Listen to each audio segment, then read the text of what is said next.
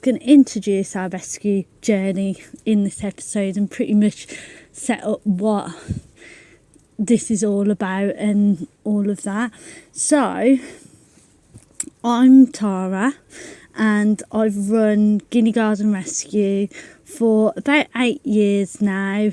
But I did rescue and I had experience for years before I became official, but officially I established the rescue in 2019. So obviously the rescue is Guinea Garden Rescue. Right, so let's make a start on some Guinea Garden Chronicles.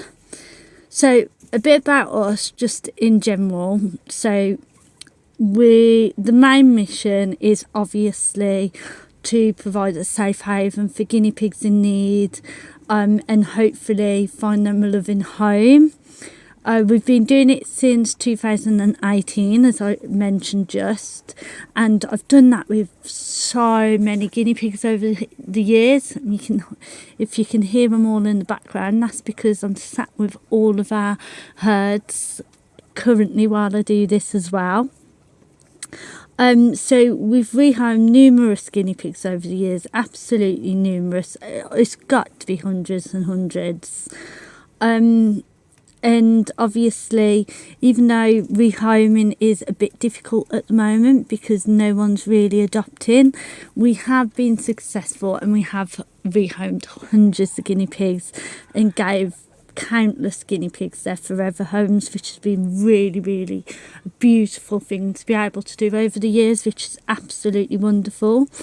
Over the years, though, we have actually evolved our focus, and we now do rehabilitation with guinea pigs as well. So we specialise in socialisation, behaviour correction and bonding.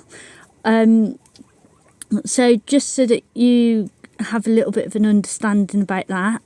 So we do specialised rehabilitation with boars in particular, because unfortunately boars get separated from their mothers and often enough litter mates as well really, really early on, and this really, really impacts their social skills, their ability to bond, and how they behave as a whole. So a lot of the work that we do is really specialised around males in particular. However, this does extend to females. I do have quite a lot of females in my care at the moment as well, so it's definitely not boars, just boars. So we rehabilitate them through several rehabilitation programs, which I'll speak about in a bit, so don't you worry about that. I will definitely go through that in a bit. So yeah, we just spend a lot of our time in rescue is doing exactly that, as well as obviously taking on surrenders and finding homes for those that have been rehabilitated. So as I touched on, we do also provide sort of a rescue and rehome service. We do, so yeah, we do provide that. We don't sort of provide that. That is literally what I do. I do apologise. These piggies are coming up to me and wanting a fuss here, there and everywhere, and they keep distracting me. I just can't say no, can I? That is my problem. Right, so obviously part of what I do is rehoming, and one of the massive things that I'm really I'm prideful of is the fact that like the care I offer goes well beyond their rehoming. So I actively encourage for any reason, if they can't care for the guinea pigs any longer, that they come back. If they need any advice, help, anything, whether it's a week, a month, a year, 10 years down the line, I want people to come back, and I want people to sort of ask questions, get that support, get that advice from me. So I'm very passionate about the fact that I don't just rehome them. I want to rehome them for life, and that comes with also aftercare, obviously. As you can imagine now, in rescue work, unfortunately, we come across a lot of animals that are indeed neglected, and it's absolutely heartbreaking, but that is also part of what we do. So a lot of the time, if we'll get neglected cases in, and my job then is to sit there and nurse them back to health, get them back to being the happy guinea pigs that they so deserve to be, and then continue to look for a home for them and work on that as well. So that is so important. And obviously it's also finding friends. A lot of what I do is finding friends for these guinea pigs. I do a lot of lone pig work, so that'll be where obviously one might have lost a friend, or they've brought one not knowing that they needed a companion, and I work quite closely to find a companion, and that comes in the form of bonding sessions here at the rescue as well. So that is also one of the biggest rehomes that I do. Like in particular with boars, single boar companion bonding is pretty much a large amount of what I do at the rescue, and where I get a lot of the adoptions from and everything as well. Right, so as well as that, I obviously have cases where it is lifelong care. So this is also obviously something else that I offer. So I will have on occasion guinea pigs that come in that are unfortunately quite poorly for whatever reason, and it wouldn't be fair on them to go to a home where they possibly won't have that expertise to continue that care. Or if I do, there has been occasions where I do rehome them, but obviously for any guinea pigs where they've got lifelong care and maybe people just aren't interested in adopting them, unfortunately, you get the odd diamond in the rough where it's like, oh fantastic, like this guinea pig, like, you know, it doesn't matter that I will provide that for life, you know, whatever that guinea pig needs, I really want to adopt that guinea pig because of how special that guinea pig is, sort of thing. But unfortunately that's a diamond in the rough, and you don't come across it a lot, unfortunately. So for the most part, unfortunately, it does fall on me to provide that lifelong care for those guinea pigs that need it. But that's something that obviously, it's something I'm passionate about, something I'm more than happy to do. And a perfect example of that is I've got a pair of orphan guinea pigs at the moment, and I'm hand rearing them, and it's absolutely exhausting, but I wouldn't have it any other way. They need that milk, they're gonna get that milk, and even if I'm up every 2 hours in the night giving that milk, I shall give that milk. I also do as well collaborate with Lucky Bunny and Friends Rescue. So in the past we have fostered rabbits on their behalf, and the majority of the time we do work closely together, help each other out, like if one needs cages, or if someone's got some medicine that the other one hasn't got, and we go back and forth and help out the best we can, and we do support each other the best we can, so that essentially I might not be helping rabbits directly, but at least I can indirectly help rabbits as well by supporting and helping Lucky Bunny and Friends, even if that's simply sharing their sort of posts on social media, or pointing people their direction when obviously someone wants to adopt a rabbit and so forth.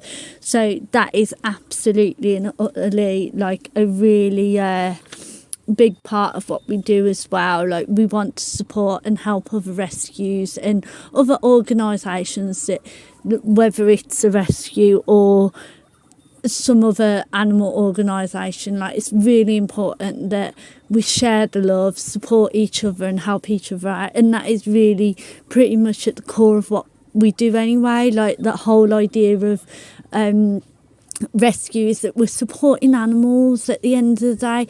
And I mean, it can get quite testy at times with sort of organisations, and particularly smaller sort of organisations where maybe there's not a protocol in place, and that sometimes things can get a bit heated, a bit nasty and that. And that's not something that I've ever wanted to do. It's never going to be something that I will do. For me, it's the animals are at the core of this, and that's exactly what I'm going to do. I'm going to be by those animals 100% of the way, and if I can be by more animals other than just the guinea pigs in my care by supporting and helping others, that's exactly what I'm going to do. So yeah, we definitely help, definitely try and support others as best as I can as well. So, as we mentioned, we've sort of constantly changed and evolved over the years, and we're constantly pushing ourselves to do more for the guinea pigs, and it is definitely 100% fueled by love for the guinea pigs and definitely the dedication to their well-being, 100%.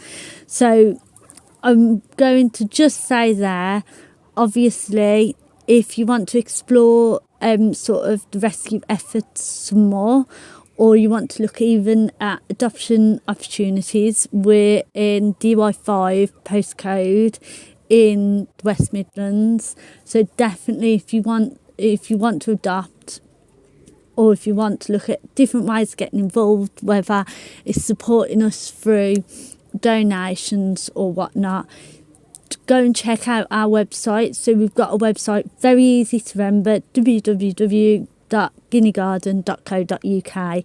Go and check it out, see what we're about, see what you can do to support and help as well, and that will make like that will really help, 100% help.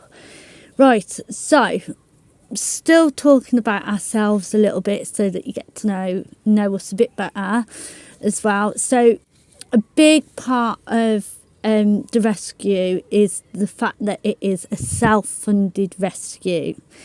So self-funded means that basically I do not get any charity support or help whatsoever.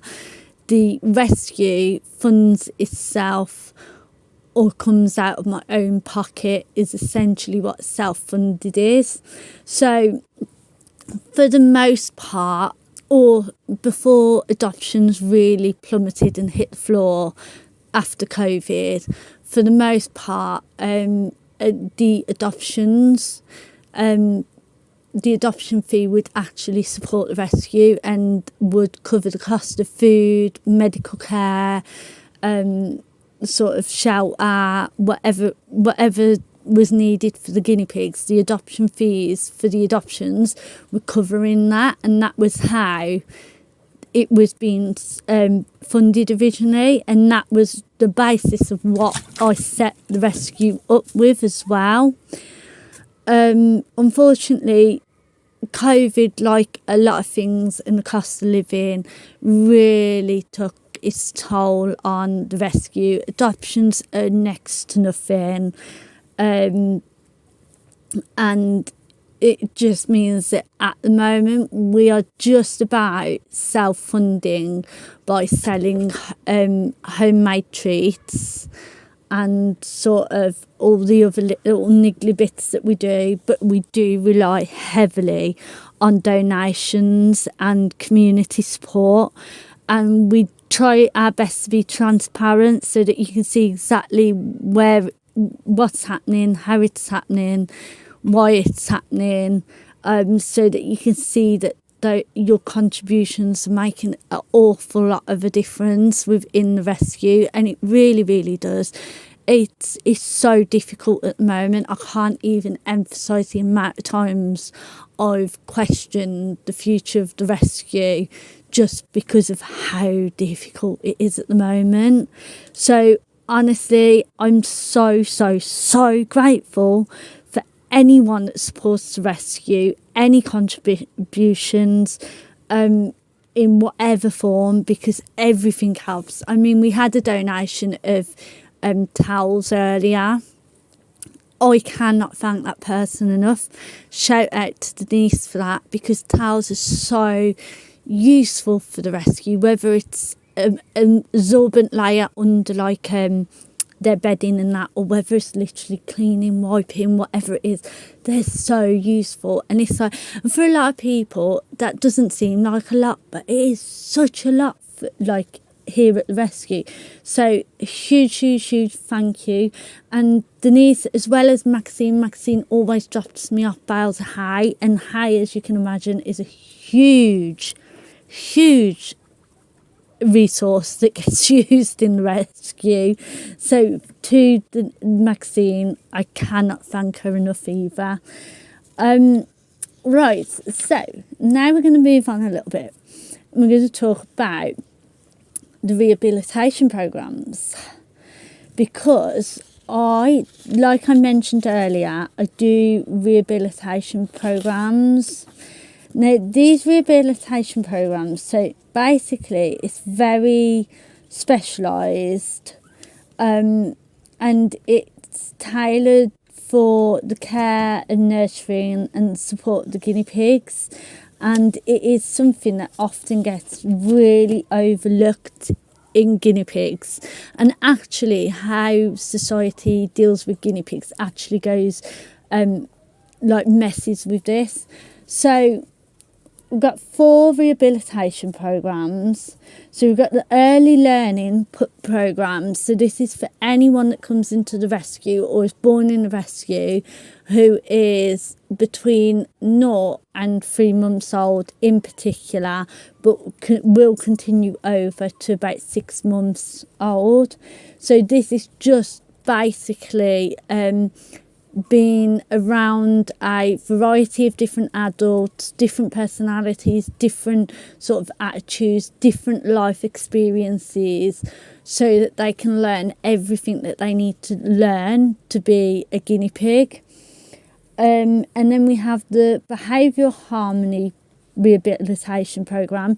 This particularly has a lot of boars going to this rehabilitation, because it's basically behaviour correction. So this is where we get our boars that are adults. So this is 6 months onwards.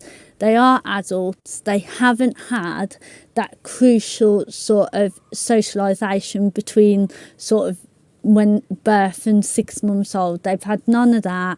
It's coming out in their behaviour. They don't know how to behave correctly. They're all over the place. They're troublemakers, basically. They're troublemakers, let's face it. So that is what that rehabilitation programme is there to do, is to essentially correct all that and do a bit of late learning.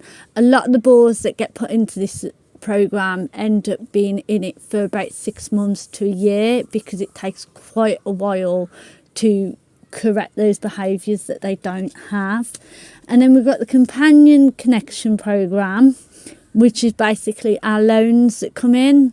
Those loans that come in and they have no friend, and what we aim to do is pop them into a herd to get to know others that are in the same situation, didn't have a friend, and we allow them to build natural bonds, but get to know each other on a natural basis, and then essentially choose their own friends. So whoever they end up being closest to and strike a bond with. And I can tell, I've done it for quite a while now, and I can tell quite early on who's striking up an organic sort of bond with who.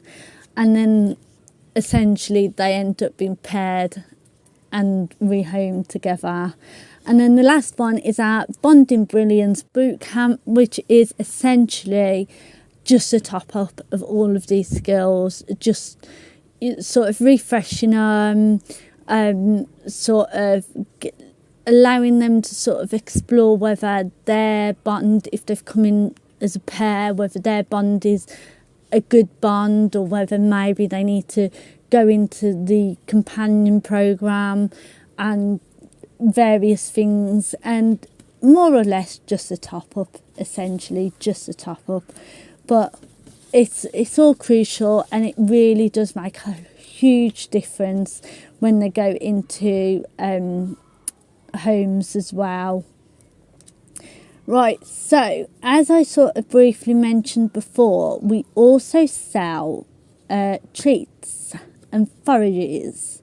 So basically, the treats and forages come from a really specific sort of background with what I do. So everything that I make and sell, for starters, funds the rescue. So it's the major fundraising for the rescue at the moment. If it weren't for the treats and forages, I can safely say there is no way on earth I'd be open right now. So they are extremely important for keeping the rescue running at the moment. But everything that I do with the treats and that is based around these key sort of skills, so the bonding, behaviour and socialisation.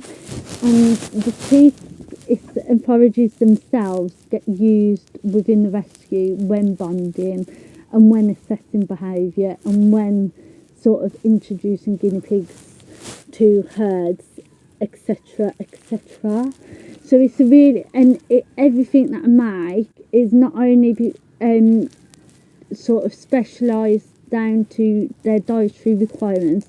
So I do make it for rabbits and guinea pigs because I do have rabbits in my care as well, so I want them to be able to enjoy the treats and forages that I make myself.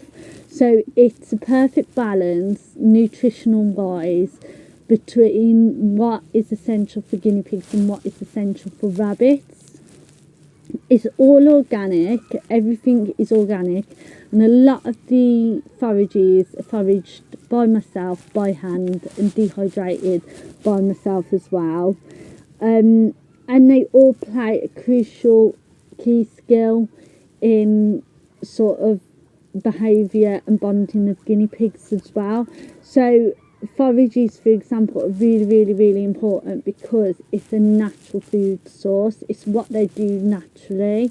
So scattering forages about allows those natural behaviours to come out, which plays a huge role in bonding and behaviour as well, because it can take the stress off guinea pigs, make them feel more calm and relaxed, and make those interactions a lot easier for them.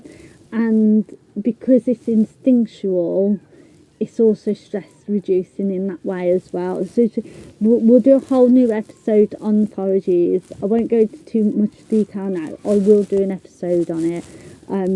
But I just wanted to sort of mention, like, everything that I do is about enrichment, natural behaviours, encouraging natural behaviours, helping, designed to help sort of those behaviours, the socialisations, the bondings that happen, and can play a crucial part as well in bonding with humans. So really, really really good, really like nutritional wise, like I said, I'm very stubborn on it being natural. I want it natural, I want it organic, I want them to live as close to what they should be living as they possibly can, and I'm doing this through the forages and that.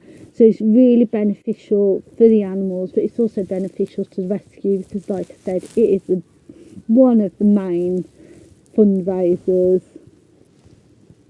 So yeah, so you can guarantee everything that you buy is definitely quality.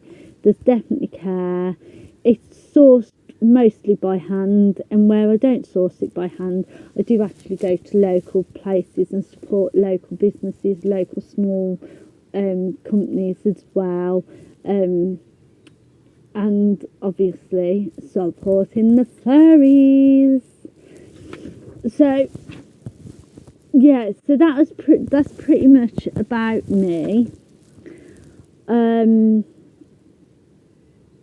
I will now just share you before we finish this section, and I will do another one after in a moment for you, but I'll just sort of briefly let you know how I got into this. And so for me, it started off as basically a bad guinea pig owner.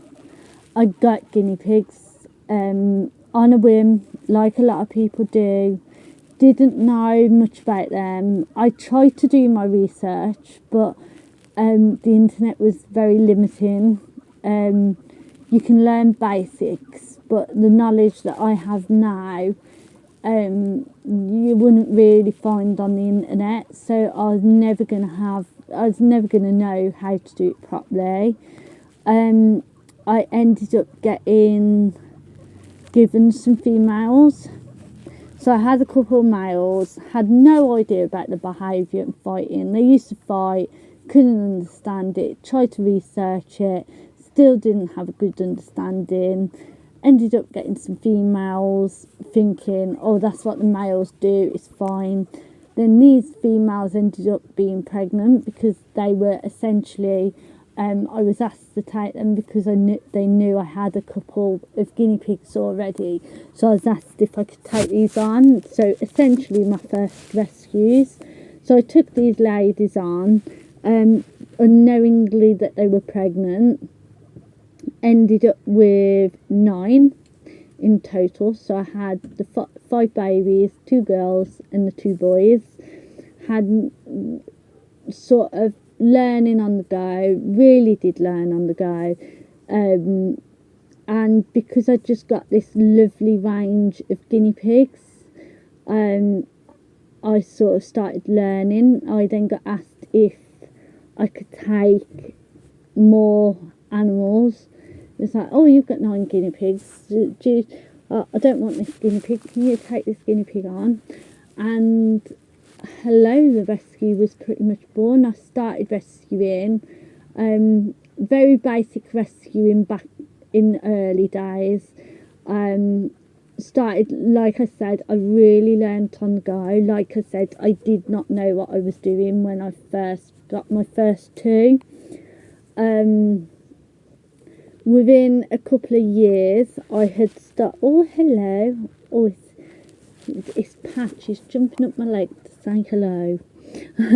But within the first couple of years of the rescue being open, well, and it wasn't open, it was me rescuing, so I wasn't official. The first couple of years that I was doing it, I wasn't official, and I was just sort of learning, working it out, learning the ropes, starting from scratch, getting to know it all. And sort of by the time I decided to go official, because I realised I'd learnt so much. I'd done courses, I'd looked at studies, I'd really gone into depth with guinea pigs. I wanted to learn about them. I wasn't getting the information off the internet, like I said, so I started to really go the scientific route. So I was looking at studies, doing courses, really delving into the world of guinea pigs. And before I knew it, my knowledge vastly increased, massively. Started to learn so much about guinea pigs. And I then realised essentially that how I was when I first got those 2 guinea pigs is how so many people are. And so many people just don't know guinea pigs and just don't have a clue. Like you can know the basics, but you can't understand them. And from there, I sort of opened the rescue. And after a few years, I've continued sort of looking at studies, doing courses, speaking with experts, people that are, like, actually work specifically with guinea pigs and no other animals. Spoke to a lot of people, delved into a lot of rabbit holes on guinea pigs, and pretty much ended up going down the road that I'm at now and getting to a point where I specialise in bonding behaviour and socialisation. So I think I'm going to leave it there for the first podcast, because I didn't expect the introduction to be so long. It was only supposed to be the introduction. Getting to know me, basically. But what I will do for the next one is I will start going through a few, well, the rest of what I had prepared for this one. Yeah, so I only want them to be half an hour snippets. So for the next podcast, we'll run through different segments, such as getting to know guinea pigs, sort of healthcare, what they need, what you need to be a pet owner of guinea pigs, sort of talk about some tips, some facts, various things like that. We'll do a bit of behind the scenes as well, speak a bit more about the rescue, what day-to-day life looks like in the rescue, and then we'll answer some questions. So for anyone at home, if you have any questions that you want to speak about, please let us know. You can do this by emailing Guinea Garden Rescue @gmail.com, or pop onto the website www.guineagarden.co.uk and have a look on there for how to get in contact with us via other methods. Drop us a comment with a question somewhere, or however you can get a question to us, do so, and we shall answer it on the next podcast. If you do want to look at adopting or how you can support us, please do get in contact as well. Make sure that you have a look on the website. Again, that's www.guineagarden.co.uk, and that email, if you need to contact us, is guineagardenrescue@gmail.com. And I will see you for the next episode, where we'll actually finish the introduction to the podcast.